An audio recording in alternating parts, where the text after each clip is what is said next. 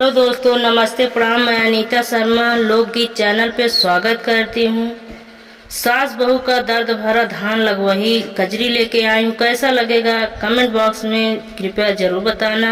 अच्छा लगे तो लाइक करना, सब्सक्राइब करना, शेयर करना, ज़्यादा से ज़्यादा सपोर्ट करना। पटवा के आड़े स्वामी बेनिया डोला वही हो ना रामा सासू का जियरा बिरोग होना रामा सासू का जियरा बिरोग होना। पटवा के आड़े स्वामी बेनिया डोला वही होना रामा सासू का जियरा बिरोग होना। उठाऊ ना मोरी सासू हाथ मुख धोवत होना माई होई गा काले उआ के जुनिया होना माई होई गा काले उआ के जुनिया होना। कैसे के उठी पूता धोई हाथ मुहवा होना पूताया जुमोरा मुड़वा पीराने होना पूताया जुमोरा मुड़वा पीराने होना। जवाना दवैया तू कबू मोरी मैया होना मैया उहाई दवैया लाई उबई होना मैया उहाई दवैया लाई उबई होना। जमाना दवैया हम कहब हमरे पूता होना पूता तोरा बूते दैया ना जानई होना पूता तोरे बूते दैया ना जानई होना। उहाई दवैया लाई औत हमरे पूता होना पूता लाई औत धन के कर जवा होना पूता लाई औत धन के कर जवा होना। बहरनी बाटू की भीतर रानियावा होना रनिया तोरे नैहर पड़बा बियाहवा होना रनिया तोरे नैहर पड़बा बियाहवा होना।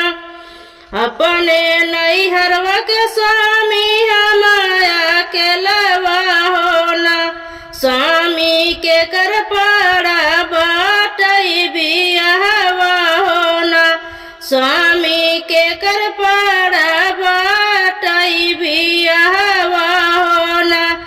जब धाना आओ अपने ससुरवा होना धाना सासू के लहुरी भई बिटियावा होना धाना सासू के लहुरी भई बिटियावा होना।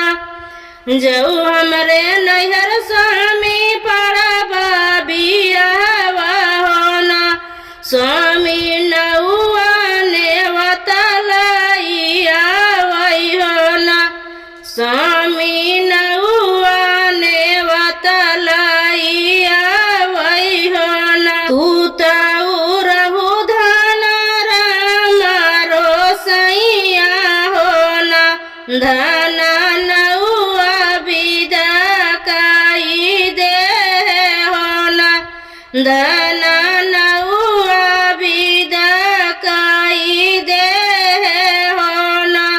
जऊ मोरे नैहर स्वामी पड़बा बियाहवा होना स्वामी सोलह सिंगार लाई आवा होना स्वामी सोलह सिंगार लाई आवा होना। एक बना गईल दूसरा रामा तीसरे में लगन जुड़ाई हो ना, रामा तीसरे में लगन जुड़ाई हो ना।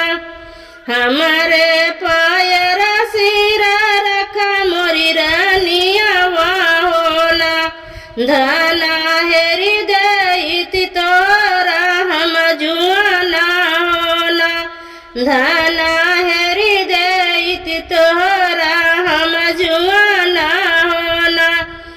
धना तोहरी माई देखियाई और हनवा हो ना, एक लटा फोरई स्वामी दूसर लटा फोरई हो ना। रामा तीसरे में हाथी दिहे परनवा हो ना, रामा तीसरे में हाथी दिहे परनवा हो ना। गने में बाटू की बहरे मायरिया हो ना, माई लैले तू धन के कर जावा हो ना, माई लैले तू धन के कर जावा हो ना। अपने धन का पूता नहर छोड़ी आया हो ना, पूता लई आया कुकुरे कर जावा हो ना, पूता लई आया कुकुरे कर जावा हो ना। ऐसा न माई के हिंदू तुर्क खाई है हो ना, रामा जे न मोरा जोड़ावा बिगड़ी है हो ना, रामा जे न मोरा जोड़ावा बिगड़ी है हो ना। काहे कमोर पूता हिंदू तुर्क खाई है हो ना, पूता रची दे भाई दूसरा बियाहवा हो ना, पूता रची दे भाई दूसरा बियाहवा हो ना। आगे लगाओ माई दूसरा बियाहवा हो ना, माई बजरा पढ़ाई ससुररिया हो ना, माई बजरा पढ़ाई ससुररिया हो ना। चंद सूरज ऐसन रनिया जे छुटी है हो ना, रामा छुटी गई ससुररिया हो ना, रामा छुटी गई ससुर